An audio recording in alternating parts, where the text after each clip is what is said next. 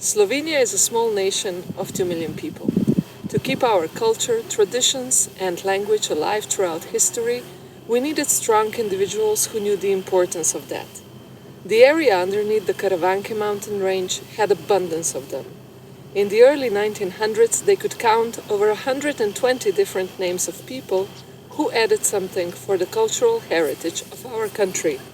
Even the capital city of Ljubljana couldn't list so many. Today, the municipality of Žirovnica has a little over 4,000 inhabitants spread around 10 little villages. They are also linked with the path of cultural heritage that has the homes of these famous people.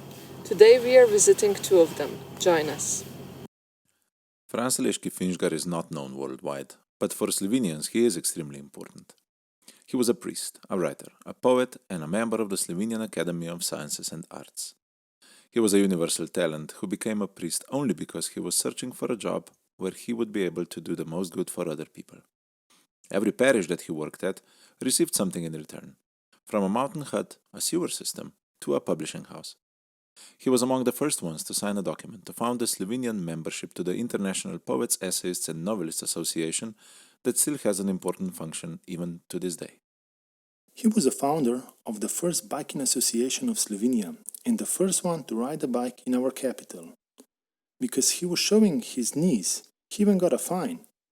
People commented that if he's riding around with this modern thing, he should at least be decent. But nonetheless, he was still popular among people. Everybody remembers the day when radios came to the country. He was chosen as the first announcer in Slovenian language. His work in literature is unsurpassed. He is the author of the first historic novel that was translated into English called Under a Free Sun. For the novel, he has gotten an offer from Hollywood to make it into a movie, but he declined it since they didn't want to hear anything about his only demand, having actors from Slovenia and other Slavic lands only.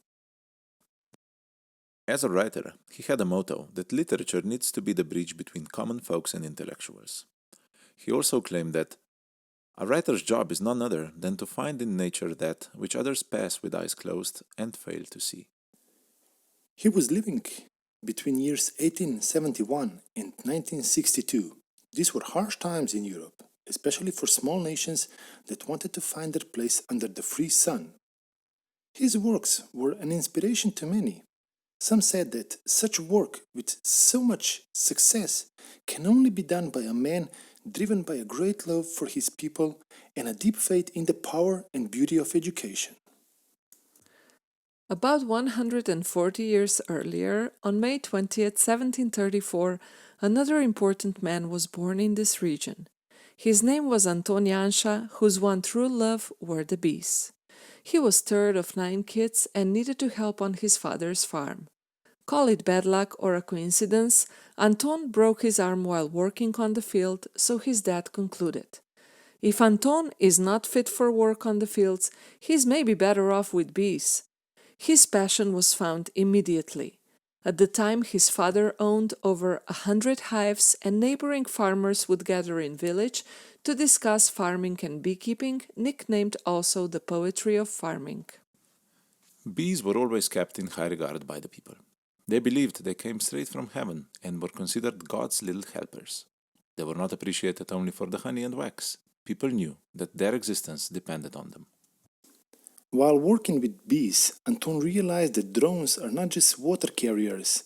They are an important part for the fertilization of the queen bee, which represented the mother of all bees. He is noted for changing the size and shape of hives to a form where they can be stacked together like blocks. He advocated moving hives to pastures and working with bees year-round. He became the first royally appointed teacher of apiculture for all Austrian lands, chosen by Empress Maria Theresa. His methods were disapproved at first, but when results started to show, he was getting a larger audience. He kept bees in the imperial garden and started traveling around Austria presenting his observations. He became famous for his lectures. His most precious legacy are 2 books about beekeeping, one from 1771 titled Discussion on Beekeeping, and the second from 1775 called A Full Guide to Beekeeping. Even in the 21st century, they are considered a major learning tool for beekeepers of the world. In one of them, he said, "Bees are a type of fly, hardworking, created by God to provide man with all needed honey and wax. Among all God's being, there are none so hardworking and useful to man with so little attention for its keep as a bee." He had another talent, painting. But since the family didn't have enough money to buy canvases, he painted on wooden boards of the apiaries. This was a method of decorating the hives in his days. First motifs were usually religious, saints that protected farmers. Afterwards, major historical moments were portrayed, followed by images that played with human imagination. In a way, hives became the color television of the time where kids came to learn about life and listen to the stories of elders. Anton died aged 39. He dedicated his life to bees.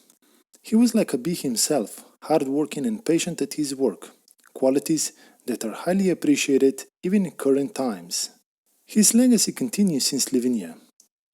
Local elementary school has its own hive and a beekeeping class. In the country, there are 11,000 beekeepers that continue his tradition. Anton's birthday, May 20th, was proclaimed as a World Bee Day and it is celebrated annually. The purpose of the day is to acknowledge the role of bees and other pollinators for our ecosystem, and it would be wise if all of us understood the words of wise Albert Einstein, who said, If the bee disappeared off the surface of the globe, then man would only have 4 years of life left.